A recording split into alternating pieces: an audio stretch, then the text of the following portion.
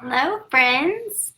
I am finally here. I scheduled this Facebook Live on Sunday, but those of you who've been following me on Instagram know that my daughter Kendall got sick. She's 10 months old, and Sunday she started running like 103 fever and started coughing and wheezing and like couldn't breathe. And so we took her in Monday morning, and she has croup. So we stayed home with her for 3 days. She's doing much better. So thank you all for the messages and the well wishes and the advice. My son never had anything like this, so it was very hard to deal with. But I'm so excited because my topic for this Facebook Live, I know that it wasn't scheduled, and so a lot of you probably aren't able to catch it live, but I wanted to go ahead and record it because it's something I'm very passionate about. And it's because a lot of teachers, they come to me and say they're very overwhelmed when it comes to planning. And I get it because, as you know, I've been teaching for 8 years, and every single year my classroom has looked different.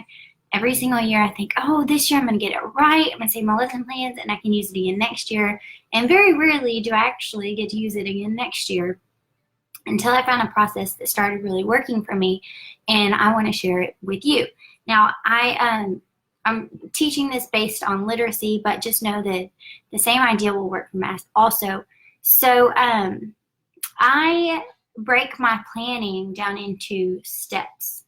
I know that seems silly, like you have to break it down into steps to get it done. But my steps might be a little bit different than yours, so I wanted to go ahead and hop on and share what those were with you.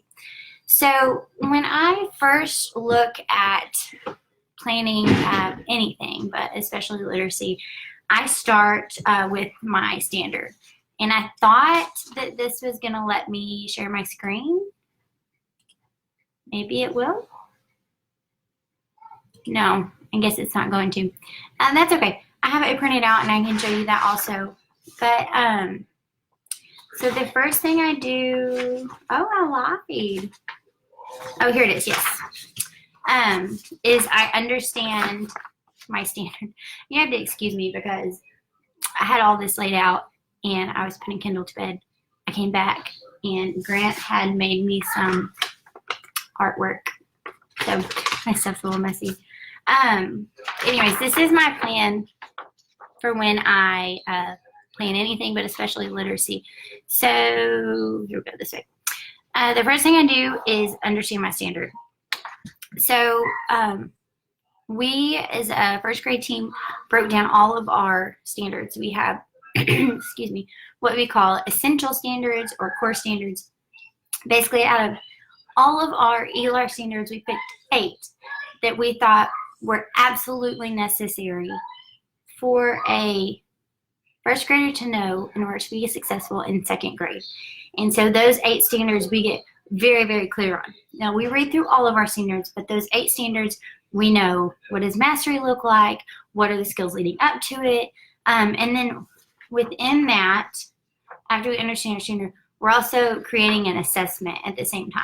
Because if you're already looking at what your standards look like and what mastery looks like and what leads into it, what comes after it, it's just it just naturally flows into creating the assessment for how you want students to be, how you want to assess them on that skill. So step 1, we get very clear on our standards.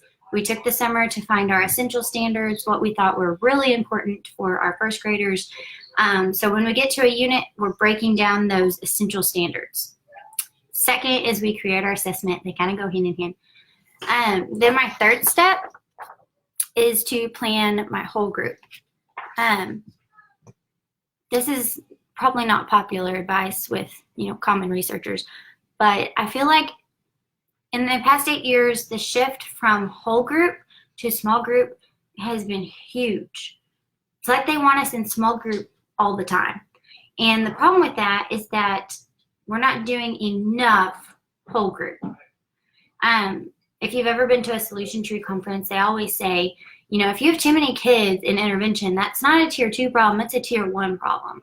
And so I think we should be spending more time in whole group and addressing everything from your common reading comprehension to how to self-monitor and correct yourself when you're reading. Like pretending to make a mistake, and whole group, having kids correct you, having you do phonological awareness, whole group, not just in your small group. So I really think planning your whole group should be your first step towards actually building a lesson, because there's so much you can do with just simple exposure. And we've really gotten away from that. I feel like administration and researchers, they're always pushing small group this and small group that, and we're trying to meet that expectation. But we could really do a whole lot more with whole group also.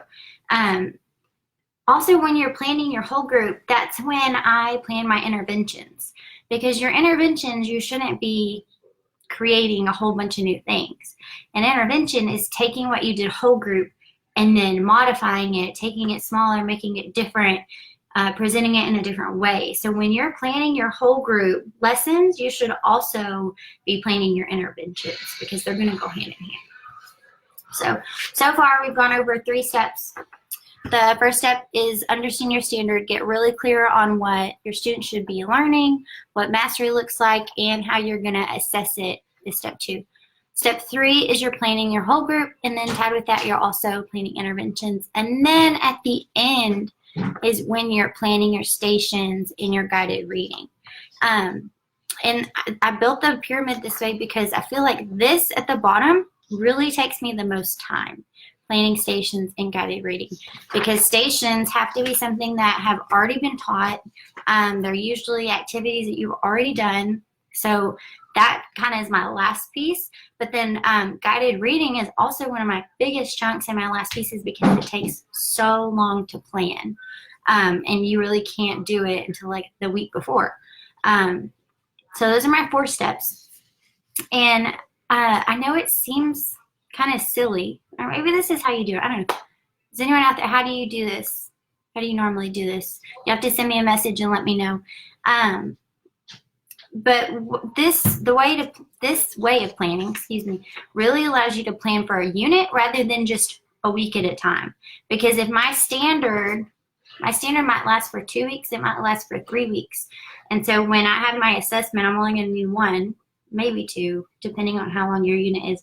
But then my whole group, I can plan my whole group for 3 solid weeks, and I can plan my stations for 3 solid weeks. So at the end of this month, I have something so exciting. I am opening up a course membership that's going to have lesson plans following this guideline. And if you sign up, you get lesson plans emailed to you every single month. They'll be ready for you to just click and print and use. They are designed to fit with any curriculum. The problem is these districts always buy us these great resources. They'll buy us McGraw-Hill or whatever it is, but they don't always tie into our standards. And so they created our standards-based, and so they can fit into your curriculum map or your scope and sequence. And at the end of a year, you're going to have like a whole binder full of resources ready to use. So to kind of give you a taste of that, I'm going to link a resource here for you. It's called The Basics of Balanced Literacy, and it follows the same plan that I just told you. So it has your 4 steps of planning. It walks you through how to understand the standard. It gives you a checklist of what your assessment should include and look like. And then my favorite part, for anyone who knows me, Monica's watching, she could attest to this, is that it's got really good planning documents. Anyone who knows me knows I'm pretty good at planning documents. And I know I said these are all literacy based, but I had to throw in a math page in there for you also. So you've got 2 pages to help you plan your weekly whole group. There is 1 page to help you plan your weekly guided reading.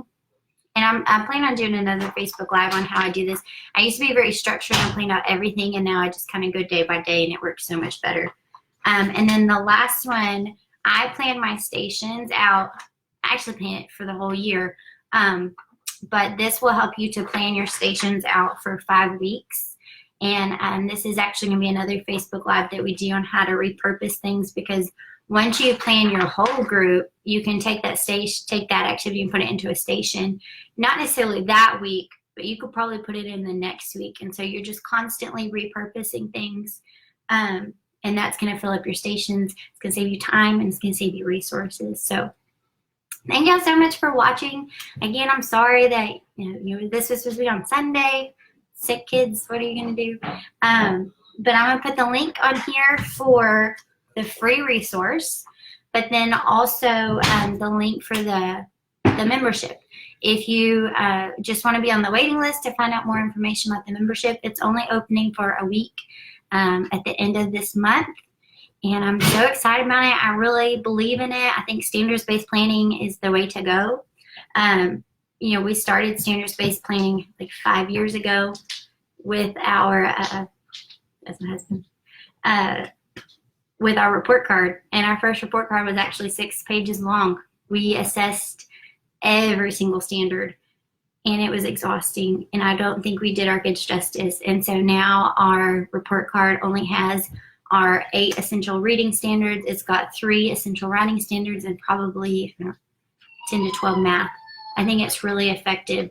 I think choosing essential standards and really basing everything around that is the way to go. So I'll be hopping on more Facebook Lives, but if you have any questions, just send me a message. I'd love to set up a chat.